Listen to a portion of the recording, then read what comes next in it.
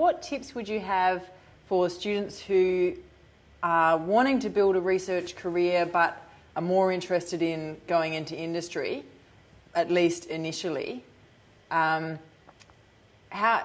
What opportunities or what scope is there for kind of directing or building a research profile when, as you say, the company is dictating what you're working on? Look, doing research in industry is probably a relatively easy way to get into research, but you have to realise that in doing so you have very little control over what you work on. You get very little freedom. You do not set your priorities. Your bosses set your priorities. The company's products determine how much time you spend on just manufacturing issues as opposed to doing genuine research. And also, companies tend to be very confidential. So you might even do some really groundbreaking research, but you may never get to publish that. You may be able to get collaborative research grants by having your company team up with a group in academia, which is now the reverse of what I was talking about before, but it will still be difficult to publish your work, and it will be difficult to develop a track record that will actually help you in the future to win your own grants if you, for example, wanted to go into academia. However, what I will say is that the funding bodies are often very sympathetic to people that spend time in industries. So it seems to me that it is beneficial for both universities and the industry to have people moving backwards and forwards between the two, to have cross-fertilisation of ideas.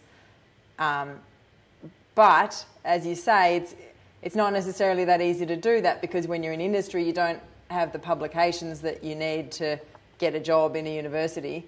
And I don't know, maybe the other way around is easier. What tips would you have? Would you recommend to a student to, try and choose one path and head down that path? Or what scope do you think there is for being flexible about where you do your research? So the first part of the question to do with the benefits, yes, I think having collaborative research between people doing research in the industry environment and people at the university, and having them combine on a project, I think is very, very valuable research, and very, very valuable outcomes usually come from it. And I would definitely encourage people that have the opportunity to be involved in it. In terms of getting involved in that, it's been a lot easier for me being part of the university to get involved in that sort of research. So, but in terms of people actually moving, working in a uni for a while, then working in industry, or vice versa, people actually moving in and out of those spheres, is that easy to do? Look, my preference has been to do it more on a consulting basis, because I've talked quite a bit already about the freedom and flexibility that the university system provides.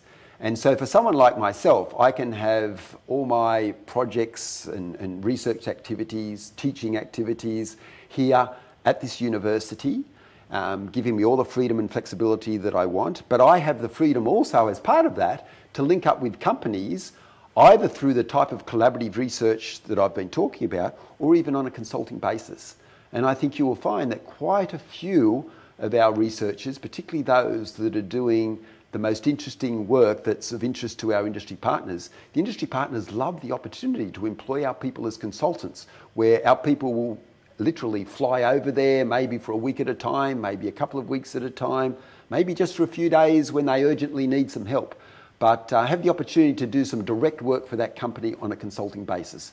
The university system allows all of our academics, basically 20% of our time, to go and do consulting work for companies, and to be independently paid by those companies for doing that work. But even apart from the pay, just the experience that provides, the links that it helps provide to those companies, it then makes it very easy to establish collaborative research with those companies, etc.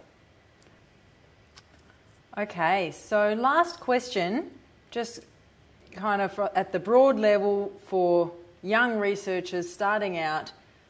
Have you got any final tips or thoughts on how is it that you actually make an impact to your field? How is it that you that you actually contribute something meaningful through your work when you're starting out? Well, in my view, it is actually quite easy, and that is you pick the right team to join.